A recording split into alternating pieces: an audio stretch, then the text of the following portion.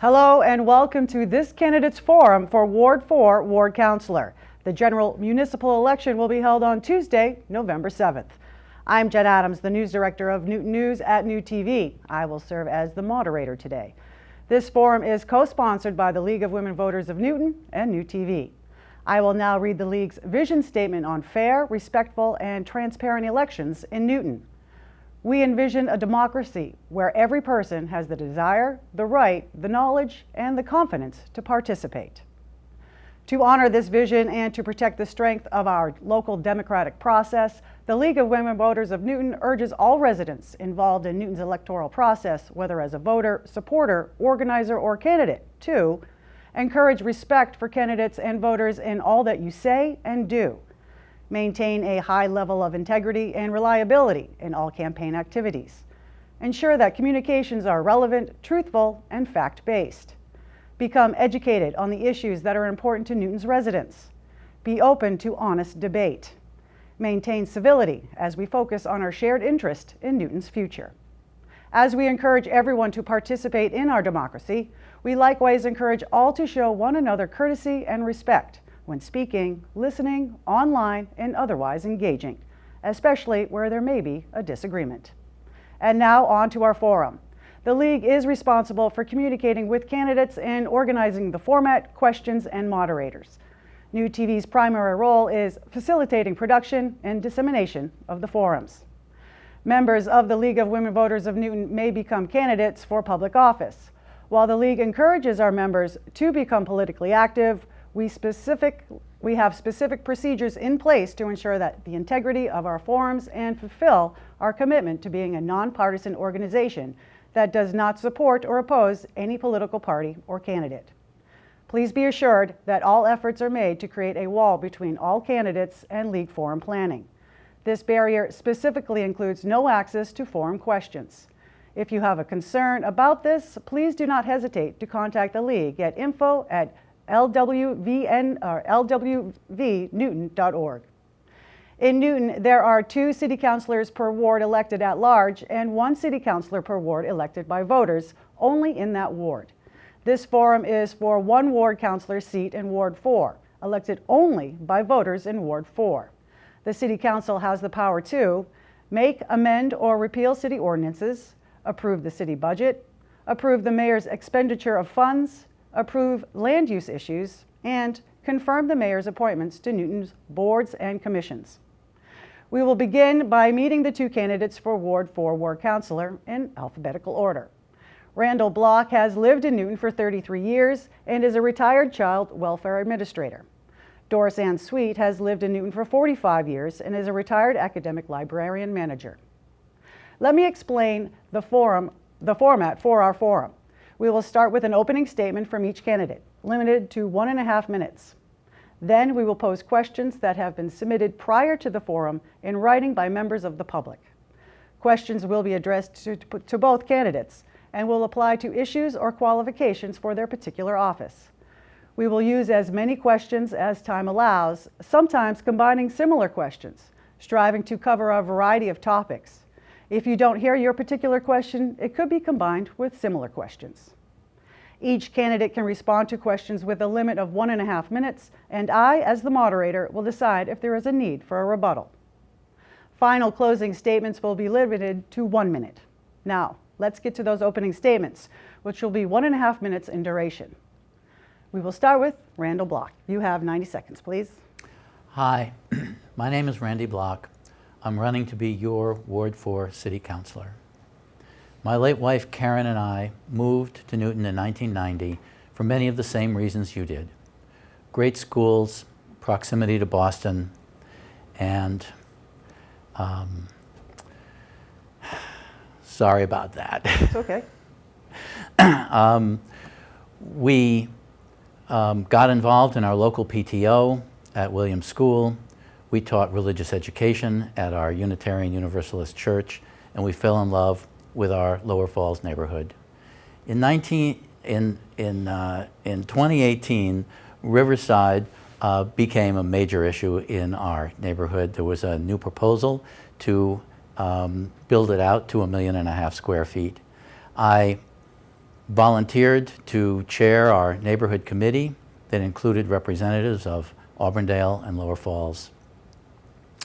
We worked very hard to represent those views, and we're very proud of the result because we ended up negotiating a compromise with the developer that reduced the development from 1.5 million to 1 million square feet and increased the proportion of housing from 50% to 62%. This is an example of how I work. I rolled up my sleeves, I listened to my neighbors, and we got results. Thank you very much, Randy. Doris Ann Sweet, you now have 90 seconds. My name is Doris Ann Sweet, and I am pretty excited to be running for Ward 4 City Councilor. We moved, my husband, my children, and I moved to Auburndale 45 years ago. Karen, you're And good. You don't have to. Oh. Sorry about that. You may continue. I moved to Auburndale 45 years ago, and my children and grandchildren grew up here. I love Auburndale. I love its walking trails. I love its small shops. And I want to keep it a thriving city, a thriving part of the city that will provide the same kind of enjoyment that I have found living in Auburndale. That's one of my goals, and I know that we really have to watch out for what's happening with the climate. And Auburndale is right in there with its forests and rivers and really needs climate attention as well. Okay. Now we will move on to our first question, and Doris Ann, I'm going to ask you this question first. You almost said it in your opening statements, but I'd like to get a little bit more detail on what prompted you to run for City Council. Well, I've been following City Council actions and meetings for years, and there were actually several councilors asked me if I would run when the seat became vacant. And I decided it was time for me to step up and do my part. Okay, Randy, you have the same question. What prompted you to run for City Council? Newton has a reputation of being the Garden City, and I'm very concerned that it's at risk, put there by the current zoning proposal being considered by the City Council. This zoning proposal would allow building up to 6 stories in our village centers, and I was very concerned that this will undermine the Garden City image that we have and make our village centers actually less desirable. That's the issue that pushed me over. I think my work on Riverside prepared me to participate in the City Council deliberations. I got to know quite a few city councilors and see how the City Council operated during that process. So that and listening to my neighbors and solving problems, that's all part of being a city councilor. Thank you very much. And we will go back and forth with questions. So Randy, I'm going to ask this question to you next. How important are campaign donations in candidates' ability to run an effective campaign? Well, they say the mother's milk of politics is money, and it costs money to send mailings, to purchase and print yard signs. That's all part of communicating what a candidate stands for. So there is a certain amount of fundraising that has to happen. You have to be careful, I suppose, about potential conflicts of interest. Donations from people who have business for the city probably shouldn't be accepted. They should certainly be discouraged, and I don't have any donations like that. So that's just part of our democratic process. A certain amount of money has to get raised. Thank you very much, Randy. Doris Ann, you have the same question. How important are campaign donations in candidates' ability to run an effective campaign? Well, certainly to get the message out there, it really helps if you have campaign money that you can use for mailers. And I am fortunate that I have had a lot of volunteer helpers, so I don't have to hire people to go out and knock on doors for me. And I've done a lot of door knocking myself and talking to residents, so my expenses have not been oversized. Great. Thank you very much, Doris Ann. Now this question will go to you. What committees would you like to sit on and why? I have been following the Zoning and Planning Committee for many years, and that may be a committee that I would like to be on because I'm very interested in housing. I've been a housing advocate for many years, and so that's an early choice that I would prefer. Any other committees? Maybe programs and services would be a good spot for me too. Thank you. Randy, the question goes to you. What committees would you like to sit on and why? Sure. Well, my background is in finance, so the obvious committee would be the Finance Committee. I'm used to analyzing budgets, understanding how money gets spent, looking at balance sheets. That comes very naturally to me. I'm aware that each ward kind of gets allocated one seat on major committees, and Lenny Gentile already sits on the Finance Committee, so I don't know if he'd like to change or would like to share it with me. If I get elected, we'll have to see. I think all the committees have important functions. So I'm sure I would find any committee assignment very interesting and look forward to it. Thank you very much, Randy. Now this one will go to you. Do you and how would you support the appointment of a dedicated diversity, equity, and inclusion director? Well, that's an interesting question. It's funny, I've knocked on a lot of doors in Ward 4, and I haven't had anybody be interested in that particular question. I think diversity is a very important goal for any organization and for any city. And if the mayor thought that we needed such a point person, I'd be very receptive to it. I'd like to hear what the goals would be and how we would decide if this function was working or not working for what we were trying to achieve. Thank you very much, Randy. Doris Ann, the same question to you. Do you and how would you support the appointment of a dedicated diversity, equity, and inclusion director? Well, I think that would be very important. One of the most important things for our kids to learn as they grow up that there is a diverse population. I think it's healthy for kids to find that there is diversity in the community that they live in, and a DEI director could help with that and work with the schools as well as in the city at large. Thank you very much, Doris Ann. Now this question will go to you. What do you think is the most important strategy that Newton can pursue to make the city affordable to live in? Well, housing is a really big expense. To live in Newton is beyond the means of many, many people who I'd like to see living here. I am fortunate that both of my children are able to live here. One daughter bought her house long enough ago so that it was affordable. She could never afford that house, as I could not afford my house today.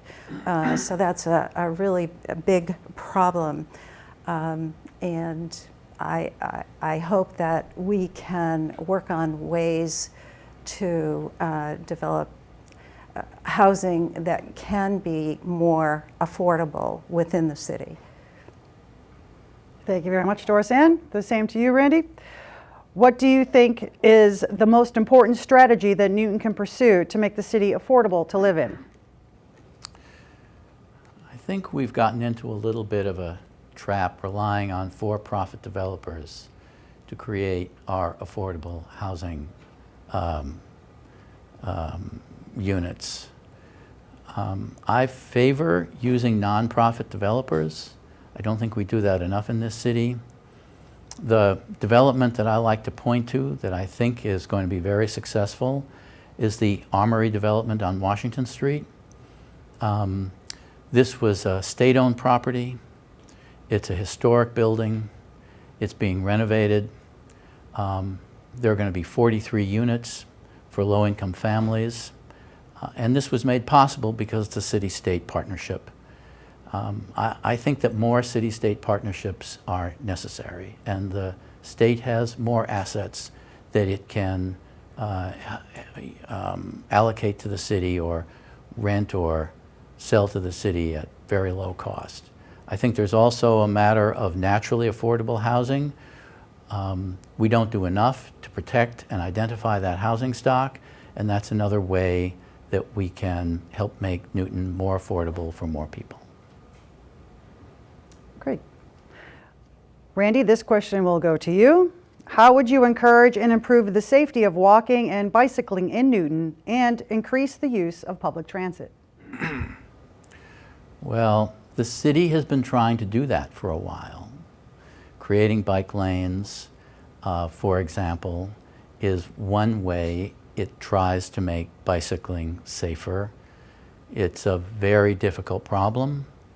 We are a collection of colonial settlements that's grown up into the city that we are today.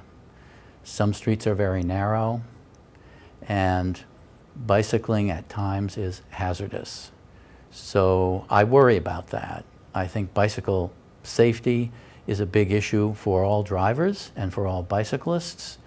Encouraging the use of public transit is a worthy goal.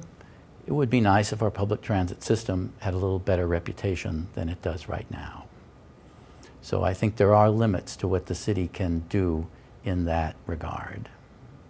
Thank you, Randy. Doris Ann, the same question to you. How would you encourage and improve the safety of walking and bicycling in Newton and increase the use of public transit? Well, I have to say that one of the reasons that we moved to Auburndale is because there was public transit. My husband was blind, and in order for him to be able to travel independently, we needed to be near public transit, and so we had an express bus line that went right by our house. We're near the Riverside T station, and we're near the commuter rail, and in fact, the two of us commuted to work by public transit for many years. So I am very much in favor of making public transit readily available and improving it so that we do have the kind of schedules that we need, et cetera. How about for bicycling and walking? And bicycling and walking are important. There are, our kids ought to be able to bike to school safely. We need those bicycle lanes plus the posts that can make the bicycle lane a little safer. And I'm definitely in favor of those improvements. Thank you very much. Doris Ann, this goes to you. Citizens rely on the city's website for information. Many struggle to find it a helpful tool. Are you prepared to fund an overhaul of the website? Why or why not? Oh, absolutely, because everybody goes to the web to look for their information. And so as a city councilor, I would look at that website as a librarian who was involved in developing websites for libraries. I would probably have some ideas about how to improve it, and it's always good to have somebody who's a newbie look at a website and see how transparent it is. Thank you. Randy, the same question to you. Citizens rely on the city's website for information. Many struggle to find it a helpful tool. Are you prepared to fund an overhaul of the website? Why or why not? I think the website is a crucial way for people to learn about what's going on in our city. It has undergone a number of different overhauls, and I'm sure the mayor and her staff are very aware of complaints about the website not functioning as well as it should. I've used it many times myself. It is very hard at times to find documents that you know are somewhere, but you can't find them, and that can be very frustrating. So yes, I think that spending some money to overhaul the website would be a very important community service. Thank you very much, Randy. This question goes to you. How would you assess the level of transparency that exists in our city government, and how do you think that the city can improve upon this? Well, of course, transparency probably starts with the open meeting law and making sure that we all understand it if we're elected representatives and that we follow it. The public having access to meetings and decision making is very important. I think the newsletters that the mayor and a number of city councilors send to constituents is also another way of educating everybody so that we have a better idea about what's going on. Those are some of the thoughts about transparency. I think going back to the website and trying to make that more accessible to people and easier to navigate, that's also another way of helping people understand what's going on and being able to find public documents that they can rely on as they think about the issues that we're all facing. Thank you, Randy. Your question to you, Dorsan. How would you assess the level of transparency that exists in our city government, and how do you think that the city can improve upon this? Well, I'm very grateful that many of the city council sessions and other city events are televised. That really helps with transparency, I think. And I really appreciate that those are recorded, and that we can actually go back sometimes and look at a meeting that we might have missed. I like the mayor's newsletter. I think that's really helpful, and our counselors sometimes will send out newsletters, and that certainly would be my intention, to send out a newsletter that lets people know exactly what's happening right now.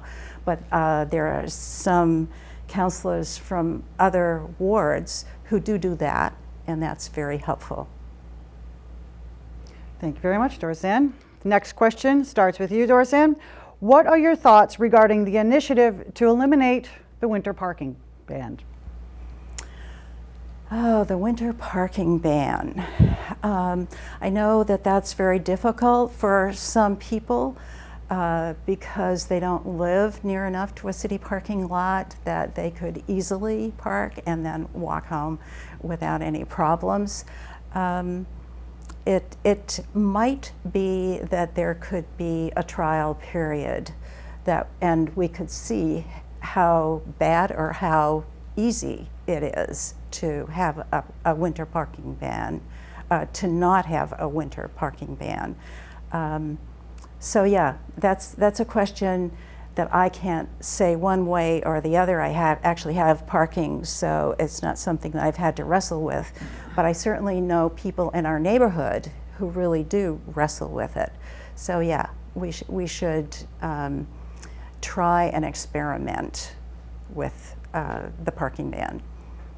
Thank you very much, Dorsan. Randy, the question to you. What are your thoughts regarding the initiative to eliminate the winter parking ban?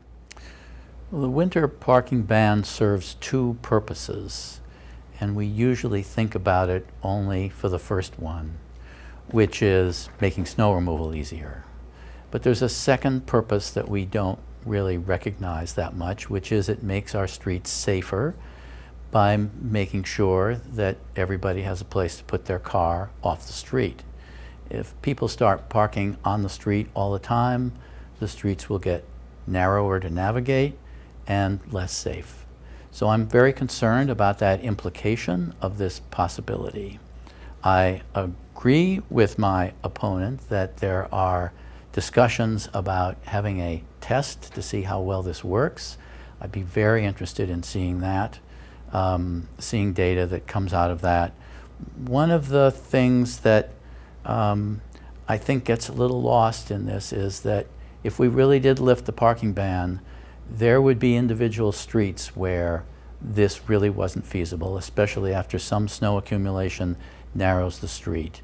So we would have to go street by street and make individual parking decisions about whether the ban should be lifted everywhere or just somewhere. So this is a complicated question, and we'll see how this all plays out as we talk about it more and more. Great, thank you, Randy. This question goes to you. Engagement with our natural environment promotes good physical and mental health. What steps can the City Council take to make it easier for those who work and live in Newton to become greener? Well, if you're asking, is climate change here and we need to recognize it, then there really should be no debate about that. We all have to make our individual decisions about how much we can bike and walk, what kind of cars we purchase and drive, and I think we're moving in the right direction. As a community and as a society, we're probably not moving fast enough, and that's really too bad. But I also want to say that we need to be ready for the effects of climate change. We got a taste of it in August with a downpour that brought almost 3 inches of rain in 2 hours and totaled every car in the city's library parking lot. That's really a warning. We'd better step up our stormwater drainage system and figure out how we're going to deal with the effects of climate change. Thank you very much, Randy. Doris Ann, the question to you. Engagement with our natural environment promotes good physical and mental health. What steps can the City Council take to make it easier for those who live and work in Newton become greener? Well, Green Newton has done a good job of promoting a lot of green ideas, and I think the city needs to take a look at some of those and implement any that make sense for the city.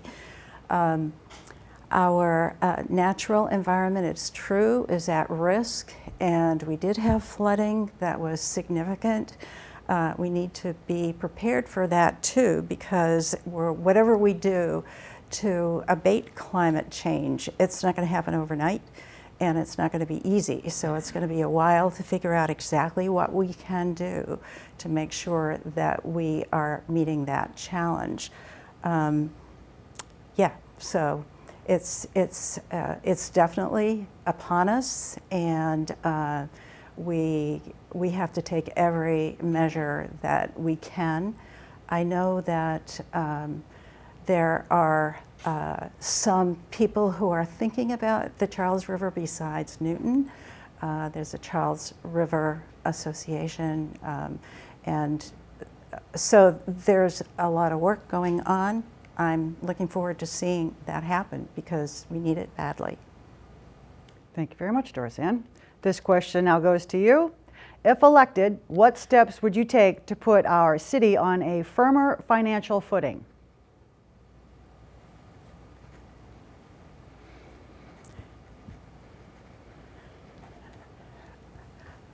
We are occasionally going for an override in this city, and because of Prop 2.5, it is probably likely that we'll have to continue to have occasional overrides because we aren't allowed to raise the amount through taxes that Prop 2.5 actually prohibits us from doing.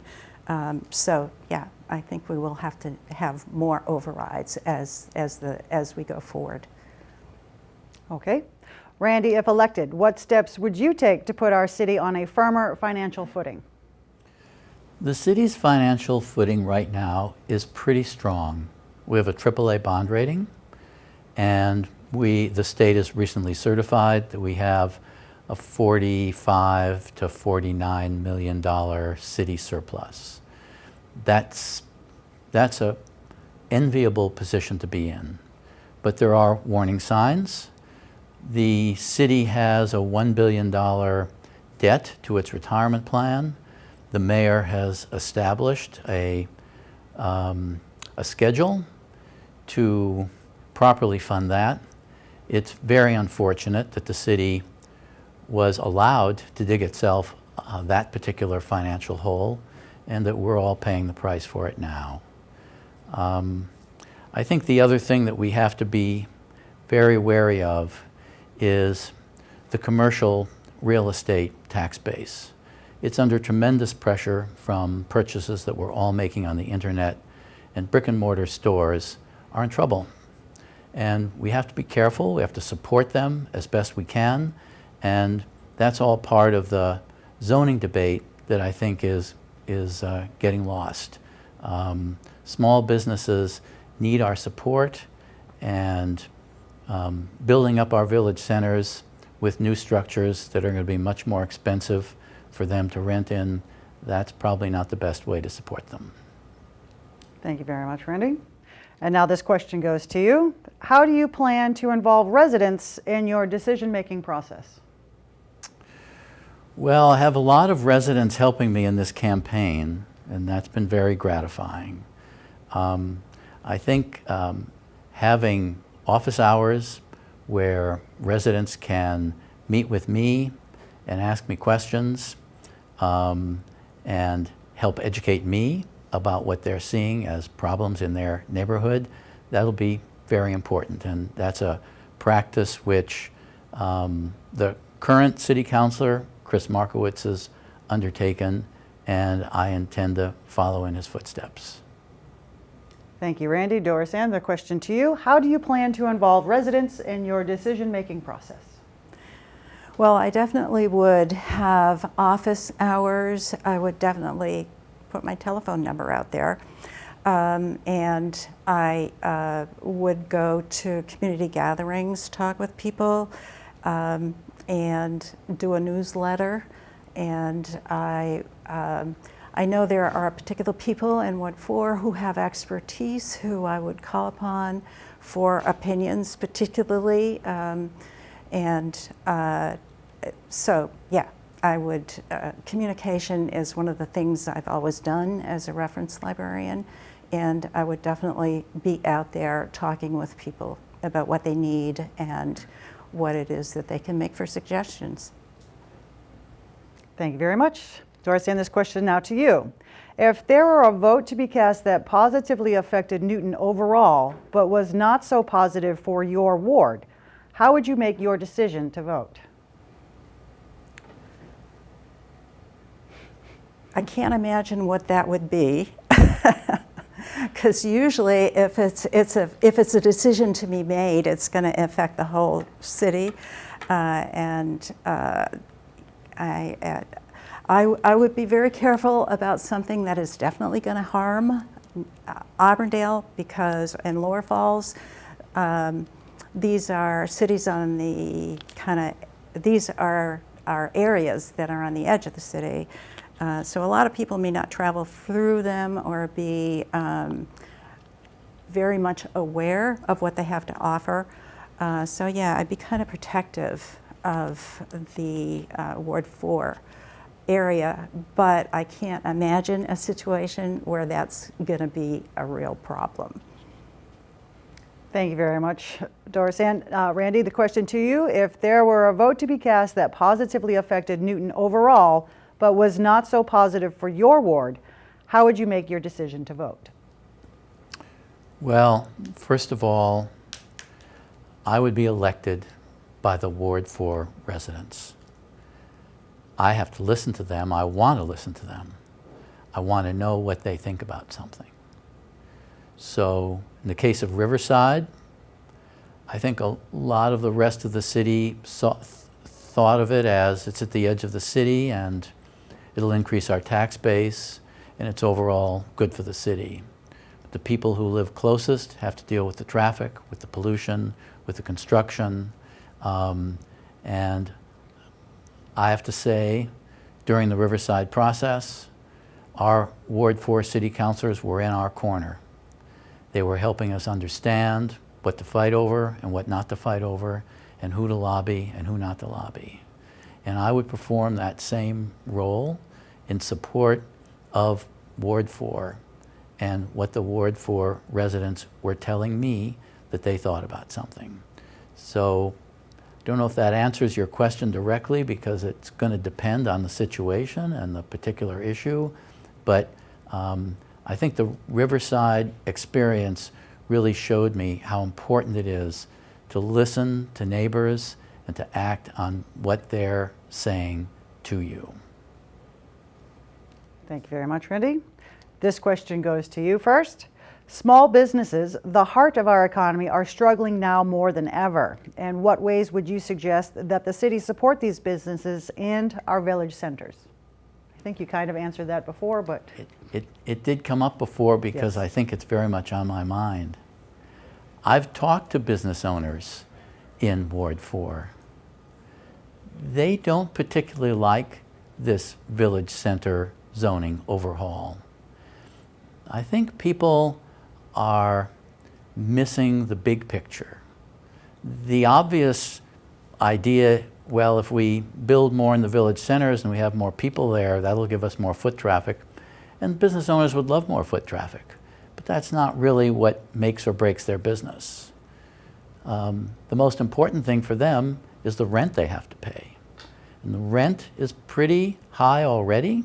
And if new buildings get built, they always have higher rents. They have to, because new construction is more expensive than old construction.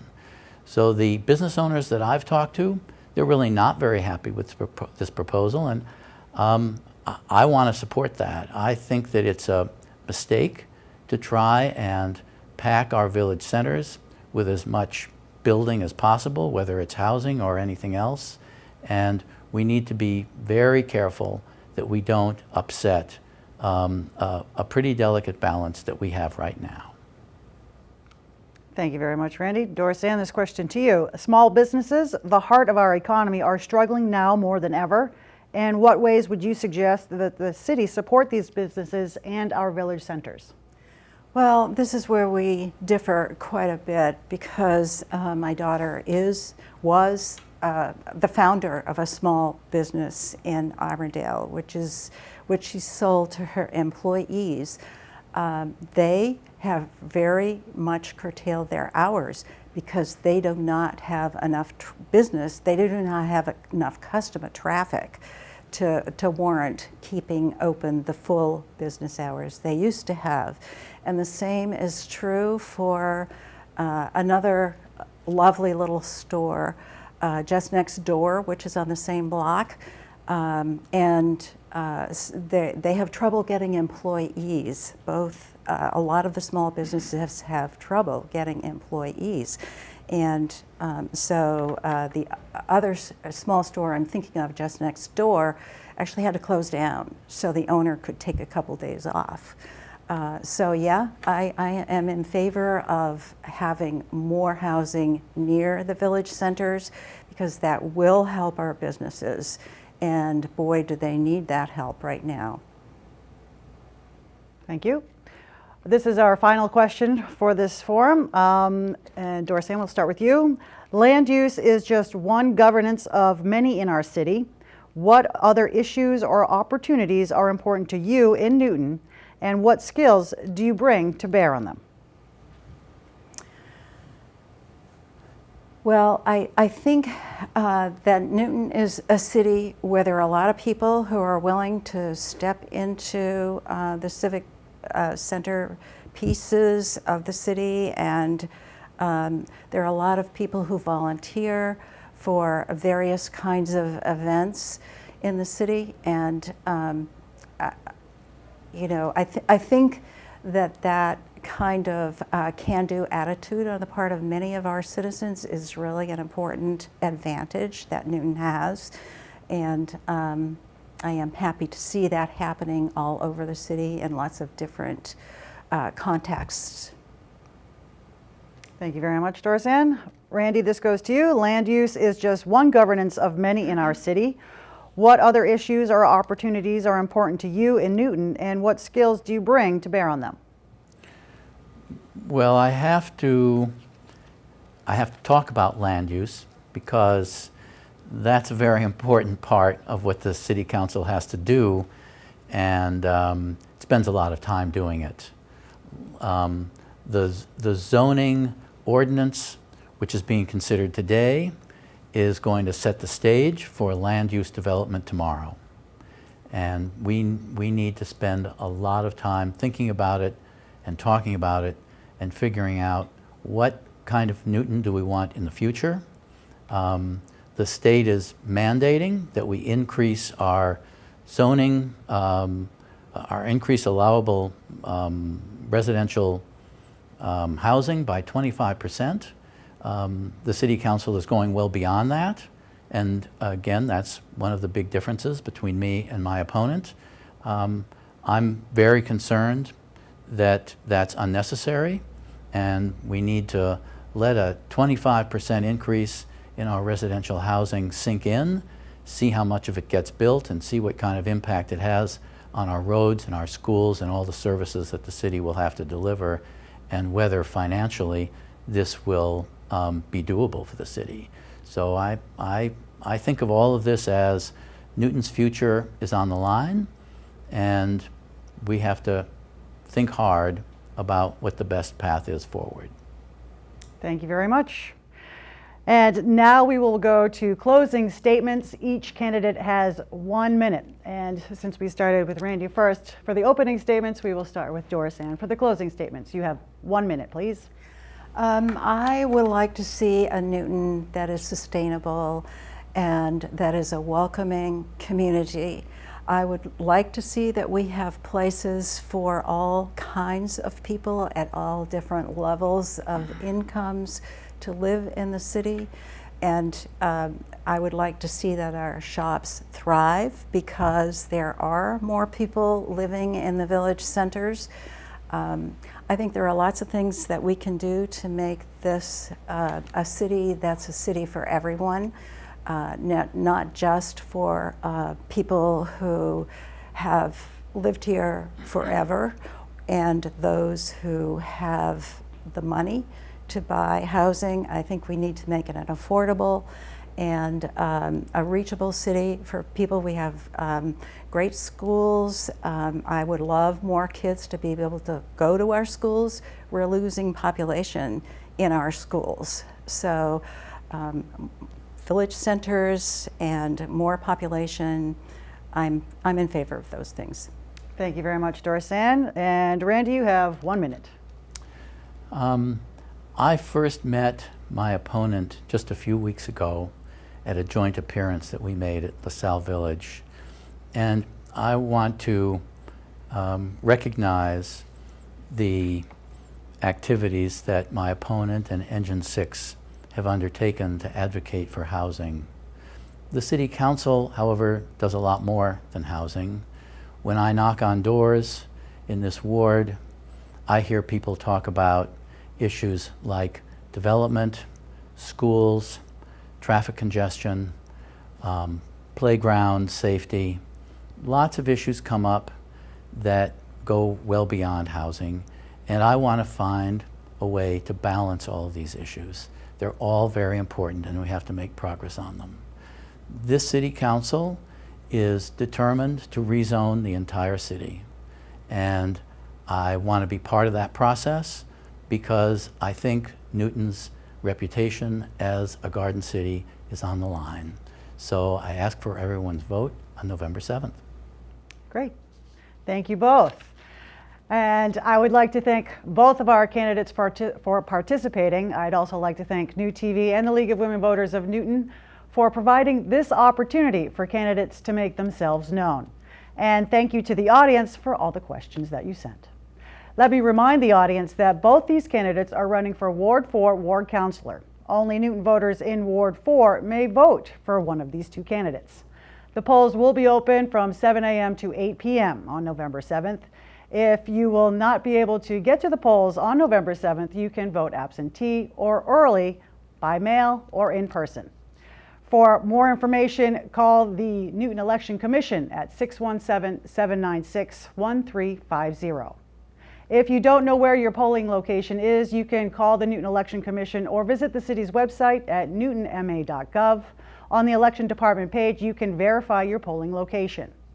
Be sure to check the Newton League's website at lwvnewton.org for more information about their upcoming voters guide.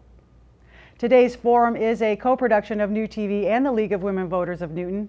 Any use or reuse of this program requires the approval of New TV and the League and must be shown in its entirety without any editing, only after the program initially airs on New TV.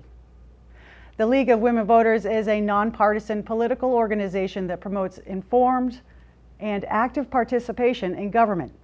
The League does not support or oppose specific candidates or political parties. It does, however, take positions and advocate for issues that it has studied. Membership in the League is open to all people. For more information, contact or visit the League's website at lwvnewton.org.